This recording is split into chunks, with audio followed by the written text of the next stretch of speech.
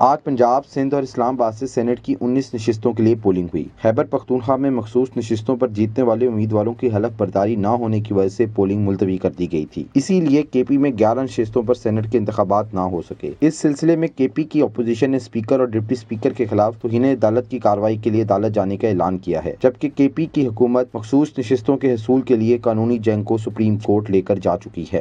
کہیں پر بھی آئین میں نہیں لکھا ہوا کہ وہ سیٹیں جو کہ کسی پارٹی کا حق نہیں بنتی ریشو کے مطابق وہ ان کو نہیں دی جا سکتی، تو کس طریقے سے انہوں نے ہماری سیٹیں اٹھا کے ان کو دے دی؟ چلو ہمیں نہیں دی جا رہی تھی، عدالت نہیں دے رہی تھی، لیکن کسی اور پارٹی کو کیسے دی جا سکتی ہے جب ان کا آئین کے مطابق ان کا رائٹ ہی نہیں ان سیٹوں کا؟ اور میں واضح طور پہ یہاں پہ کہہ رہا ہوں بحیثیت وزیر اعلیٰ خیبر پختونخوا کہ اس صوبے کے اندر جس طرح ہمارے لیڈر نے کہا کہ وی ول فائٹ، ہم اس چیز کا مقابلہ کریں گے، ہم آخری حد تک جائیں گے، ہم کسی بھی صورت میں اپنی خواتین کی سیٹیں جو ان کا حق ہے، اس طرح اقلیت ہے ان کا جو حق ہے، ہم اس پہ کمپرومائز نہیں کریں گے، ہم پیچھے نہیں ہٹیں گے، یہ انلیگل لوگوں کو ہم یہاں پہ حلف نہیں لینے دیں گے اور ہم انشاءاللہ اپنا یہ حق لے کر دکھائیں گے۔ اس کے علاوہ بلوچستان کے تمام 11 سینیٹرز پہلے ہی بلا مقابلہ منتخب ہو چکے ہیں۔ آج ہونے والی پولنگ کے غیر حتمی نتائج کے مطابق مسلم لیگ نون نے 6 جبکہ پیپلز پارٹی 11 نشستوں پر کامیاب ہوئی۔ سندھ سے ایم کیو ایم کے عامر چشتی اور آزاد امیدوار فیصل واڈا بھی منتخب ہو گئے۔ وزیر خارجہ اسحاق ڈار اسلام آباد سے ٹیکنوکریٹ کی نشست پر سینیٹر بنے، جبکہ وزیر خزانہ محمد اورنگزیب اور وزیر پیٹرولیم مصدق ملک پنجاب سے ایوان بالا کے رکن منتخب ہو گئے۔ اگر پارٹی پوزیشن کی بات کی جائے تو آج کے نتائج کے بعد پیپلز پارٹی سینٹ کی سب سے بڑی جماعت بن گئی ہے،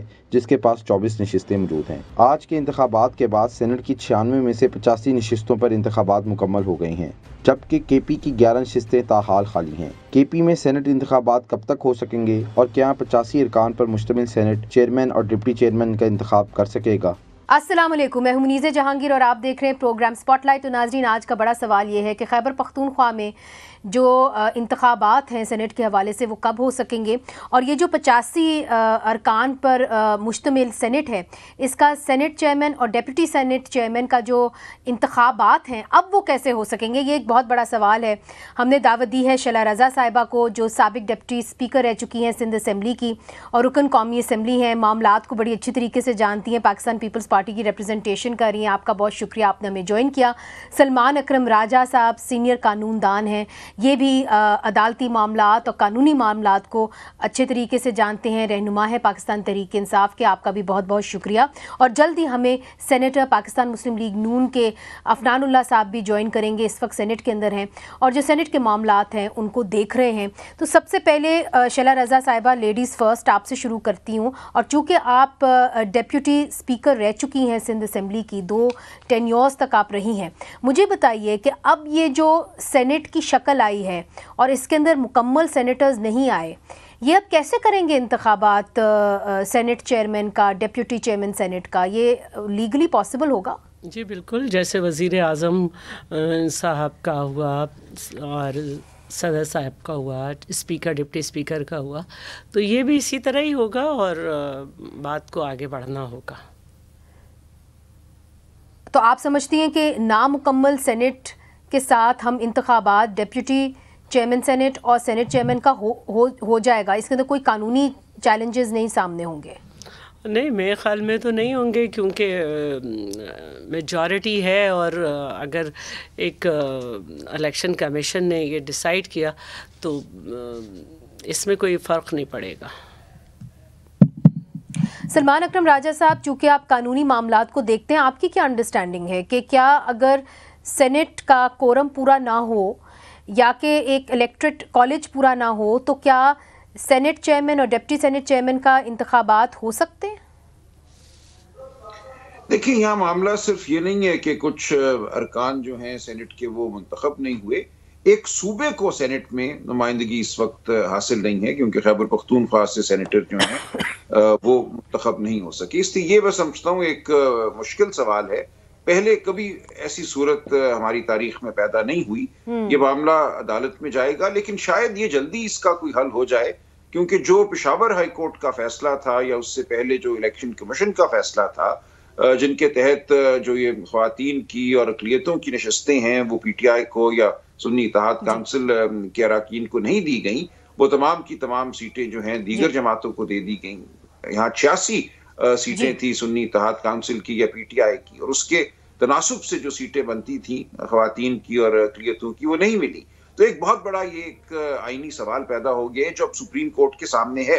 पिटिशन दायर हो चुकी है सुन्नी इत्तेहाद काउंसिल की जानिब से, और सुप्रीम कोर्ट को अब इस मामले को देखना होगा, और मैं समझता हूँ अगले चंद दिनों में, 1-2 दिनों में कोई ना कोई हुक्म सुप्रीम कोर्ट की तरफ से आ जाएगा, खा वो अबूरी नौयत का हुक्म क्यों ना हो, और उससे मामले को मगर सलमान साहब, चूंकि आपने कहा कि ये मामला कभी पहले ऐसे आया नहीं, तो ये हो सकता है कि अगर ये लोग डिप्टी चेयरमैन सेनेट और सेनेट चेयरमैन के इंतखाबात के लिए आगे बढ़ें तो आपकी पार्टी से कोई चैलेंज आ जाए कि जी ये जो है ये सेनेट का आप कैसे फिर से इजलास कर सकते हैं, चेयरमैन का कैसे इंतखाबात कर सकते हैं, इसलिए चूंकि अभी तक तो कोरम ही पूरा नहीं, इलेक्टोरल कॉलेज पूरा नहीं, क्या ये आप सोच रहे हैं इस हवाले से, या ये मुमकिन हो सकता है? देखिए, मैं ये तो नहीं कहूँगा सोच रहे हैं, लेकिन ये बिल्कुल मुमकिन हो सकता है, क्योंकि ये एक जायज़ आईनी नौयत का सवाल है। लेकिन जैसा कि मैंने कहा, ये मामला कोई बहुत ज़्यादा देर जो है नहीं रहेगा मुबहम, कोई ना कोई इसमें हुक्म आ जाएगा आला अदालतों का, सुप्रीम कोर्ट का, और बात वाज़े हो जाएगी कि क्या हमने इंतज़ार करना है मखसूस नशिस्तों के मामले के तय होने का, या उससे पहले ये मामला आगे बढ़ सकता है और खैबर पख्तूनख्वा से सेनेटर मुंतखब हो सकते हैं, और चेयरमैन का और डिप्टी चेयरमैन का सेनेट में इलेक्शन हो सकता है। दूसरा तरीका ये हो सकता है कि जो मौजूदा चेयरमैन हैं जो वो अपना काम जारी रखें। तो ये जो भी सूरत हाल है ये चंद दिनों में वाज़ेह हो जाएगी। अच्छा शैला रज़ा साहिबा, मुझे पता है आप कुछ कहना चाह रही हैं, मैं चाह रही हूँ कि सेनेटर अफनानुल्लाह से पहले एक इब्तिदाई रिमार्क्स उनसे सिर्फ ले लें, चूँकि वो इस वक्त सेनेट के अंदर हैं। तो आपने चूँकि सलमान अकरम राजा साहब की बात सुनी, उन्होंने अलबत्ता ये कहा कि बहुत देर तक ये मामला उलझा नहीं रहेगा, मगर फिर भी एक चैलेंज तो हो सकता है आपके चेयरमैन सेनेट और डिप्टी चेयरमैन सेनेट के इंतखाबात में। तो फिर उस लिहाज से आप कब प्लान कर रहे हैं कि कब ये इलेक्शंस होंगे? जी बिस्मिल्लाहिर्रहमानिर्रहीम। देखें, ये बड़ी बदकिस्मती है कि पेशावर हाई कोर्ट का एक बड़ा वाज़े फ़ैसला आ चुका है इस मामले पे कि जो रिज़र्व सीटें हैं वो जो दीगर जमातें हैं उनको मिलनी चाहिए। एक तरफ जो है वो बात की जाती है आइन और कानून की, और उसी सांस में जो है वो बात की जाती है कि जी ये मतलब आइन और कानून को भी फॉलो करना चाहिए, और साथ ही जो है पेशावर हाई कोर्ट का फ़ैसला जो है उसकी इम्प्लीमेंटेशन नहीं की जाती। तो ये जो है इस तरह पिक एंड चूज तो नहीं होता ना आइन और कानून। जब एक वादे तौर पे आपको कह दिया गया है कि आप उनको जो है वो जहाँ मर्जी चैलेंज करें, इस वक्त जो है उसकी इम्प्लीमेंटेशन इनको करना इन पर लाजिम थी। अब बात यह है कि ये खुद किसी कायदे कानून को मानते नहीं है, मगर दूसरों को कहते हैं कि वो सारे कायदे कानून को माने। और ये इनकी एक हिस्ट्री भी रही है इमरान खान साहब की, चाहे वो धरनों से शुरू हो के, अंपायर की उंगली से शुरू हो के, या उससे पहले मुशर्रफ का मामला हो। तो ये अब मुझे आप बताएं ना, ये कितनी बुरी बात है कि खैबर पख्तूनख्वा की जो नुमाइंदगी है वो आधी है इस वक्त सेनेट में। ये नहीं है कि बिल्कुल नुमाइंदगी नहीं है, क्योंकि हर 3 साल बाद इलेक्शन होता है 50% का, तो आधी उनकी नुमाइंदगी रह गई है। अब इस तरह के मामले में मेरे नज़दीक चेयरमैन और डिप्टी चेयरमैन का इलेक्शन तो हो जाएगा, क्योंकि वाजे आपको 50% से ऊपर वोट पड़ जाएंगे। अगर किसी को पड़ जाए तो वो जीत जाएगा। तो उसको अगर आप सामने रखें, लेकिन ये चीज़ अच्छी नहीं है कि अगर आप बात के ऊपर आप रिवायत अच्छी नहीं, कानून को साइड पर रख के आप ताकत के जोर पे मामला करते हैं, ये रिवायत अच्छी नहीं है। और आप खुद अमल दरामद करेंगे तो आप किसी को कहने जोगे बनेंगे कि आइन और कानून, वरना तो आप किसी को कह भी नहीं सकते। अच्छा शैला रज़ा साहिबा, आप भी कुछ कहना चाह रही थी? मैं कहना चाह रही थी। जी सलमान साहब, मैं आपकी जानिब आऊंगी। जी मैं ये कहना चाह रही थी कि जो पेशावर हाई कोर्ट का फैसला आया था, इन्होंने उसको चैलेंज पे नहीं किया सुप्रीम कोर्ट में।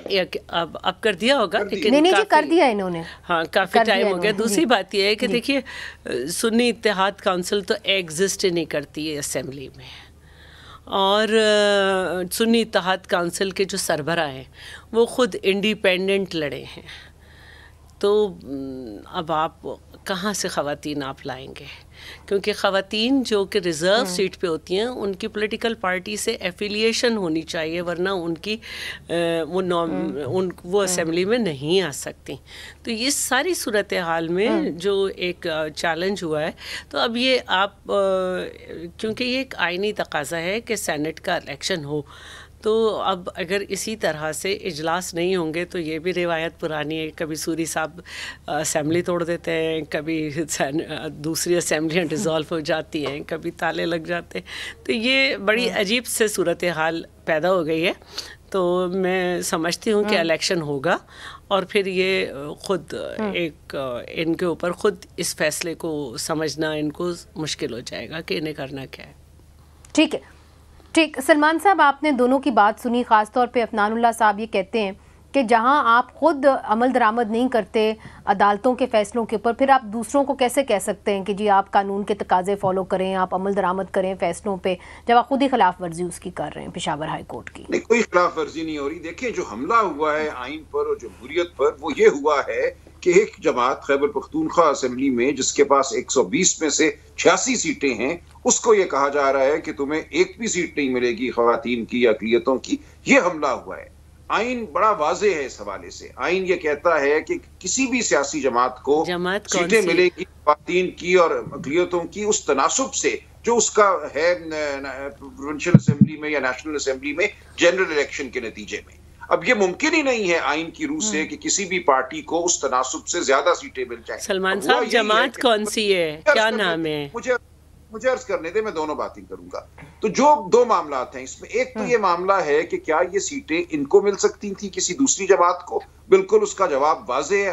آئین بڑی وضاحت سے کہتا ہے کہ سیٹیں اتنی ہی ملیں گی جتنا آپ کا تناسب ہے، اس سے زیادہ سیٹوں کا کوئی تصور نہیں ہے آئین میں.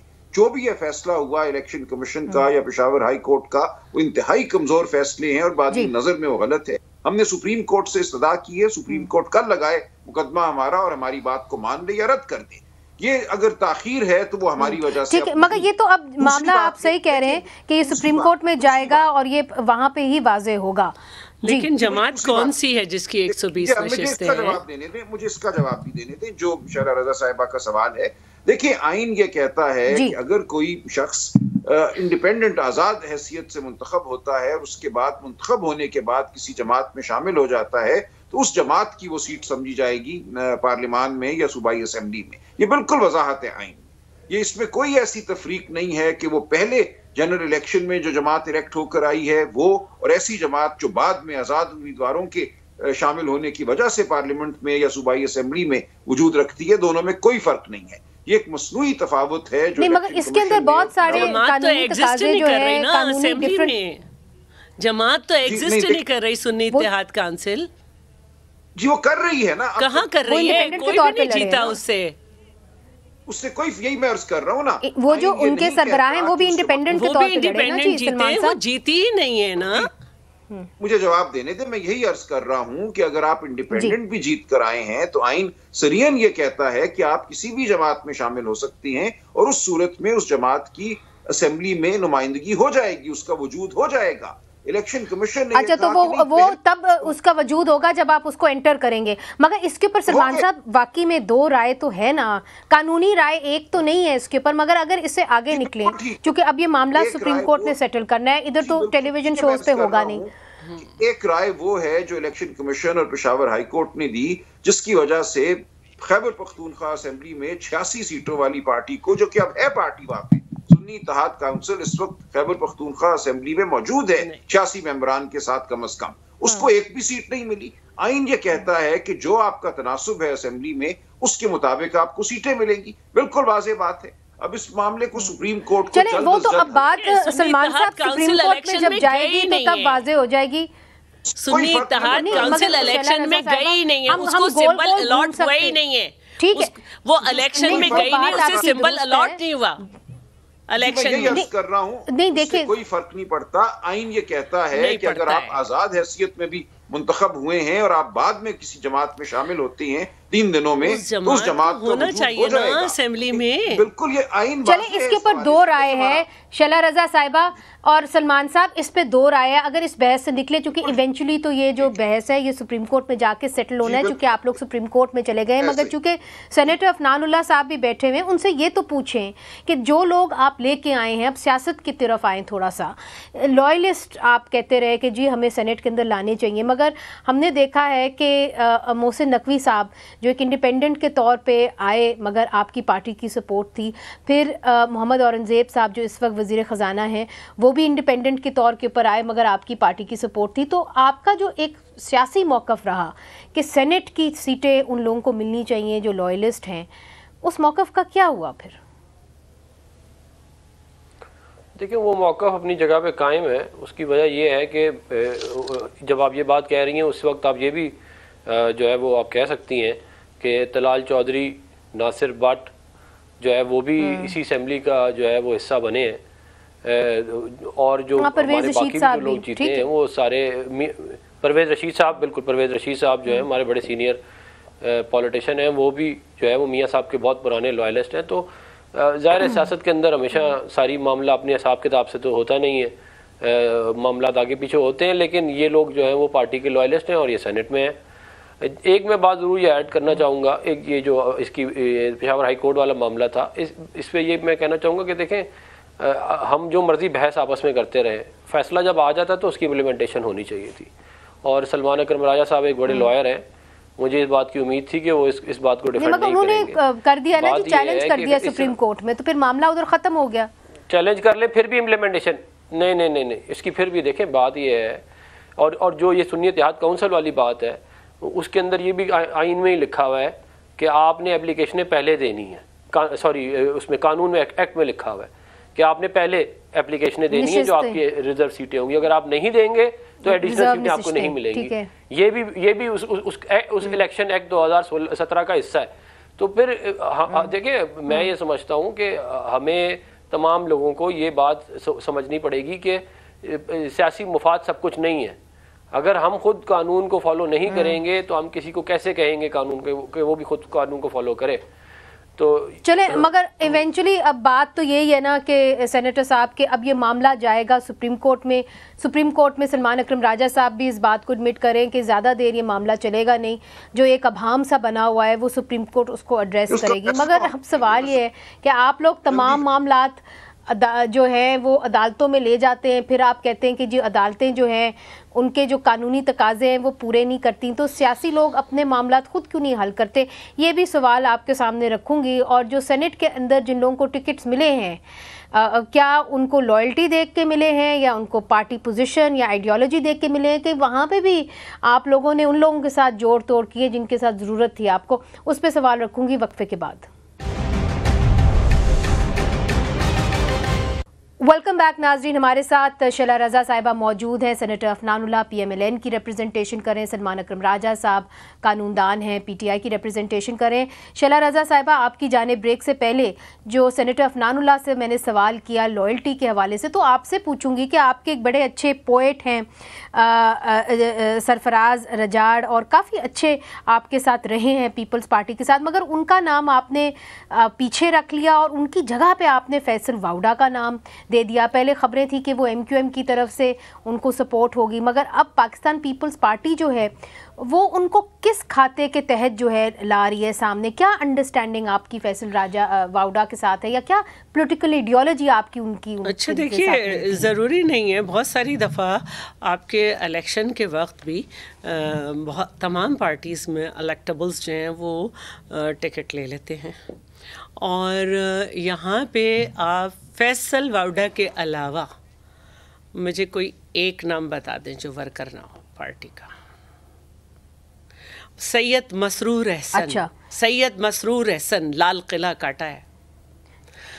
روبینہ قائم خانی، روبینہ قائم خانی. آپ سے یہ سوال اس لیے کر رہی ہوں، نہیں میں مانتی ہوں فیصل واؤڈا کہ لوگ یہ پوچھ رہے ہیں، لوگ آپ سے پوچھیں گے کہ فیصل واؤڈا اور پاکستان پیپلز پارٹی کی ذہنیت کہاں ملتی ہے؟ دیکھیے انہوں نے وہ کیسے آپ کی ترجمانی دیکھیے ذہنیت تو میں کسی کی بھی نہیں کہہ سکتی کہ کس کی کیا ہے، وہ تو جب انسان بات کرتا ہے تو پتہ چلتا ہے. ایک سیاسی ایڈیالوجی ہوتی ہے جس کی وجہ سے ایک سیاستدان پہچانا جاتا ہے. فیصل واؤڈا نے اپنے آپ کو جو ہے وہ ایک پارٹی سے نہ صرف الگ کیا بلکہ اس وقت الگ کیا جب وہ پیک پہ تھی، اس کی انہوں نے پولیٹیکل وہ بتائی. ان کا اپنا ایک اسٹائل ہے اور یہ ایک مشترکہ کینڈیڈیٹ ہے جس پہ اکیلے ہم بھی نہیں لا سکتے تھے ایک سیٹ پر اور ایم کیو ایم بھی. تو ایک نام پہ اگر متفق ہو گئے تو پالیٹکس میں اس طرح کی چیزیں چلتی ہیں اور ان کا اپنا ایک اسٹائل ہے. لیکن انہوں نے وقت سے پہلے یہ ثابت کیا کہ وہ ایک پارٹی کو انہوں نے اس وقت چھوڑا جب وہ سمجھ گئے تھے کہ وہ تو بہت سارے لوگوں نے چھوڑ دیا. اس طرح تو شیریں مزاری نے وہ نہیں آنا چاہتے. نہیں, انہوں نے شیریں مزاری نے بہت دیر سے چھوڑا ہے. فیصل واوڈا نے بہت پہلے آواز اٹھائی تھی. اور اگر وہ اپنے آپ کو ان کرنا چاہتے ہیں سیاست میں. آپ کے پرانے ایک ساتھی ہیں, بہت سارے آپ کے پی ٹی آئی میں ساتھی ہیں جنہوں نے پہلے چھوڑ دیا تو وہ نہیں آئے ہمارے پاس. چھوڑ دیا تو وہ ہمارے پاس نہیں آئے. فیصل واوڈا آئے ہیں, انہوں نے بات کی ہے, لیڈرشپ نے کچھ انڈرسٹینڈ کیا ہے اور 2 پولیٹیکل پارٹیز نے مل کر ایک سیٹ کو جو ہے وہ اس طرح سے سیکیور کیا ہے کہ ایک پرسنالٹی کے نام پہ جو ہے وہ ایک پرسنالٹی پہ وہ جو ہے وہ انڈرسٹینڈ کر گئی ہیں. تو سیاست میں اس طرح کی بہت ساری بڑی اچھی بات ہے کہ ایک پرسنالٹی کے اوپر 2 بڑی جماعتیں جو ہیں جو ایک دوسرے کے خلاف کھڑی رہتی ہیں, وہ ایک پرسنالٹی کے اوپر واقعی میں اس پرسنالٹی میں بڑا زور ہوگا. مگر ادھر سلمان اکرم راجہ صاحب ایک آپ سے سوال کرنا چاہ رہی تھی, چونکہ کچھ ابہام ہو رہا ہے اور کچھ مبہم قسم کے جو بیانات ہیں وہ سامنے آ رہے ہیں پی ٹی آئی کی جانب سے. عمران خان صاحب سے ملاقات ہوئی کچھ رپورٹرز کی, تو ایک رپورٹر نے یہ کہا کہ عمران خان صاحب خوش ہیں 7 رکنی بینچ جو بنا ہے, آج خود نوٹس جو لیا ہے چیف جسٹس صاحب نے وہ 6 ججز کی خط کے اوپر, اس سے وہ خوش ہیں. کچھ نے کہا کہ نہیں جی وہ فل کورٹ ہی چاہتے ہیں. تو عمران خان صاحب کے تو آپ وکیل رہے ہیں اور ان سے قریب بھی رہے ہیں, تو کیا عمران خان صاحب فل کورٹ چاہتے ہیں یا جو 7 رکنی بینچ ہے اس سے مطمئن ہیں؟ نہیں, دیکھیں دونوں باتیں درست ہیں. 7 رکنی بینچ کا جو قیام ہے یہ ایک درست سمت میں قدم ہے. جو کمیشن تھا وہ تو بالکل ہی مضحکہ خیز بات تھی, تو اس حوالے سے دیکھا جائے تو یہ ایک صحیح قدم ہے. لیکن ہم سمجھتے ہیں کہ بہتر ہوگا کہ اس معاملے میں پورا سپریم کورٹ بطور ادارہ بیٹھے. دیکھیں ماضی میں بھی یہ مانگ ہوتی رہی ہے, بندیال صاحب کے دور میں ان کی طرف سے دیگر پارٹیوں کی طرف سے یہ ڈیمانڈ ہوتی تھی کہ فل کورٹ بنے. فل کورٹ کیوں نہیں بنتا؟ میں سمجھتا ہوں فل کورٹ کے بننے سے اس اہمیت کے معاملات میں ایک وقار آ جاتا ہے اور ایک ادارے کو بطور ادارہ اپنا جواب دینے کا موقع ملتا ہے. تو وہ ایک جائز ڈیمانڈ ہے. نہیں تو پھر انٹرا کورٹ اپیل کا دروازہ بند نہیں ہو جاتا سلمان اکرم راجہ صاحب؟ دیکھیں یہ معاملہ طے ہوا تھا, پہلے بھی یہ بات سامنے آئی تھی کہ کیا اب اس قانون کے بعد 7 ججز سے بڑا بینچ کبھی بن ہی نہیں سکتا. ہمارے ماضی کے بہت سے فیصلے ایسے ہیں جن میں سے کئی کو ہم غلط سمجھتے ہیں, جو 12-14 ججوں کے دیے ہوئے ہیں, ان کو کیا اب ہم کبھی درست نہیں کر سکیں گے مستقبل میں؟ ان کے لیے ہمیں بڑے بینچ بنانے پڑیں گے ان کو ٹھیک کرنے کے لیے, جیسے بھٹو صاحب کے معاملے میں ہم نے کیا. تو یہ ایک پیچیدہ معاملہ ہے. فل کورٹ جو ہے اس کی ڈیمانڈ بہرحال کی جا سکتی ہے.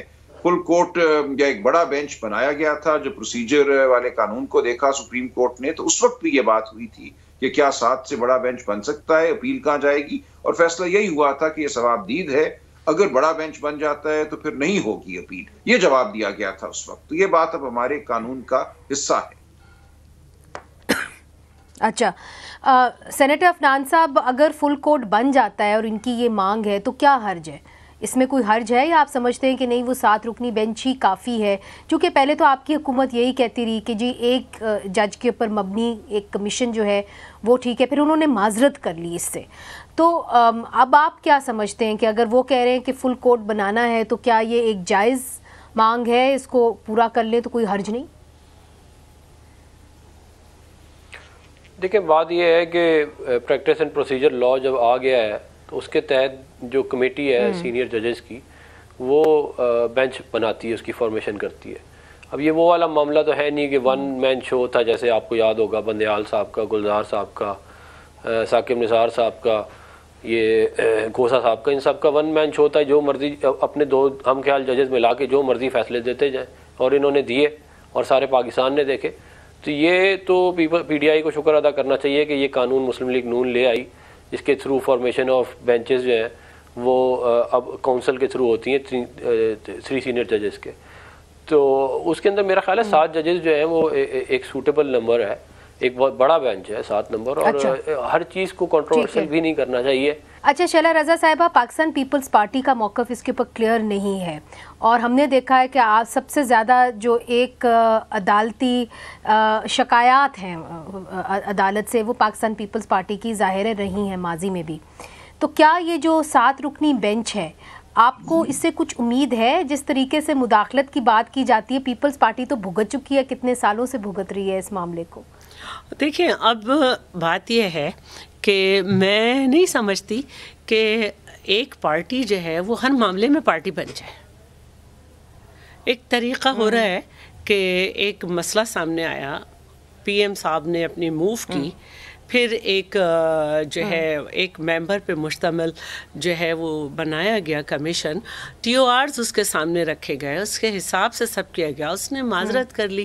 اب اگر یہ 7 ممبرز پہ بن گیا ہے تو اس کے بعد بھی آپ کے پاس ایک راہ ہے. لیکن اگر آپ نے ہر چیز میں ایک اپوزیشن کرنی ہے تو پھر آپ کچھ بھی کر لیں، پھر آپ کچھ بھی نہیں. وہ بات بالکل درست ہے، بالکل درست ہے کہ جی اب معاملے کو آگے چلنا ہے اور بڑھنا ہے، مگر چونکہ سلمان اکرم راجہ صاحب ایک سینئر وکیل ہیں، عدالتوں میں پیش ہوتے رہے ہیں، کیا اب یہ جو عدالتی معاملات ہیں، پیچیدگیاں ہیں، یہ خود ہی عدالت نے اس کے اوپر ایک ریڈ فلیگ ہلایا ہے؟ کیا عدالت خود ہی اس کو سالو کر سکے گی؟ اور جس قسم کے الزامات آج بانی چیئرمین جو ہیں پی ٹی آئی کے انہوں نے لگائے ہیں، یہاں تک انہوں نے کہہ دیا کہ ان کی اہلیہ کو زہر دیا جا رہا ہے، اور اگر وہ ان کو زہر دیا جائے گا تو کیا انہوں نے پوچھا کہ کیا میں چپ بیٹھا رہوں گا؟ میں چپ بیٹھا نہیں رہوں گا. بہت اہم قسم کے بیانات آج نکلے ہیں اڈیالہ جیل سے، اس کے اوپر بھی بات کریں گے. وقفہ لیتے، وقفے کے بعد حاضر ہوتے ہیں. ویلکم بیک ناظرین. آج بانی پی ٹی آئی نے کچھ اہم بیانات دیے ہیں، اس کے اندر انہوں نے یہ بھی کہا ہے کہ ان کی اہلیہ کو زہر دیا جا رہا ہے، اور اگر ان کی اہلیہ کو اس طرح زہر دیا گیا تو وہ کیا سمجھتے ہیں کہ وہ چپ بیٹھیں گے؟ یہ انہوں نے سوال اٹھایا ہے. سلمان اکرم راجہ صاحب، چونکہ آپ عمران خان صاحب کے وکیل بھی رہے ہیں اور آپ ان سے ملتے بھی رہتے ہیں، تو یہ بات انہوں نے پہلے بھی کی ہے، تو کیا اس طرح کی انڈیکیشنز ہیں آپ کے پاس کہ جی اس طرح بشرا بی بی کو زہر دیا جا رہا ہے؟ یہ دیکھیں، اگر انہوں نے کوئی بات کی ہے تو یہ تو ان کو علم ہوگا نا. آپ کھانا کھاتے ہیں، اس سے آپ کو کیا ریاکشن ہو رہا ہے جسم میں، کیا آپ محسوس کر رہے ہیں. اس کا تو حل یہی ہے کہ ایک نظام مرتب کیا جائے جس میں کھانا جو ہے اس کے لانے لے جانے کا ایک طریقہ ہو، اس کو ٹیسٹ کرنے کا طریقہ ہو، ان کی مرضی کے ڈاکٹر جو ہیں وہ ان کا تواتر سے طبی معائنہ کریں. تو یہ ایک نظام بالکل قائم کیا. ابھی ان کو اپنی مرضی کے ڈاکٹر نہیں مل رہے؟ دیکھیں، اس تواتر سے نہیں مل رہے. میں جانتا ہوں کہ ڈاکٹر صاحبان کو کئی ہفتے انتظار کرنا پڑتا ہے ان سے ملنے کے لیے، ان کا معائنہ کرنے کے لیے. پھر جیل میں معائنہ کرنا ایک مشکل کام ہوتا ہے. جو ان کو کلینک چاہیے، جو سہولیات چاہیے وہ میسر ہونی چاہیے. نظام بالکل وضع ہونا چاہیے تاکہ یہ خدشہ بھی نہ رہے. یہ خدشہ ہے. ہماری تاریخ بہت المناک ہے، سیاسی لیڈران کے ساتھ بہت کچھ ہوا ہے ہماری تاریخ میں، لہٰذا جی بالکل. میاں نواز شریف صاحب کے حوالے سے بھی یہ کہا گیا تھا، بالکل آپ نے درست کہا. مگر سلمان صاحب ایک اور چیز کی وضاحت کر دیجئے، چونکہ آج عمران خان صاحب نے یہ ایک بیان دیا ہے اور انہوں نے کہا ہے عدت میں نکاح کا کیس سننے والے جج قدرت اللہ نے وکلا کو بتایا کہ اس وقت تک بیٹے کا ولیمہ نہیں کر سکتا جب تک فیصلہ نہ سناؤں.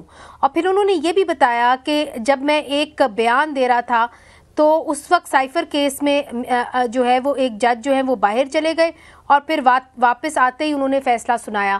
تو چونکہ عدت میں نکاح کے کیس کے وکیل آپ ہیں، تو کیا واقعی میں ایسی کوئی بات ہے کہ جج صاحب جو ہے وہ اب تھریٹن فیل کر رہے ہیں، اپنے بیٹے کا نکاح نہیں کر پا رہے ہیں؟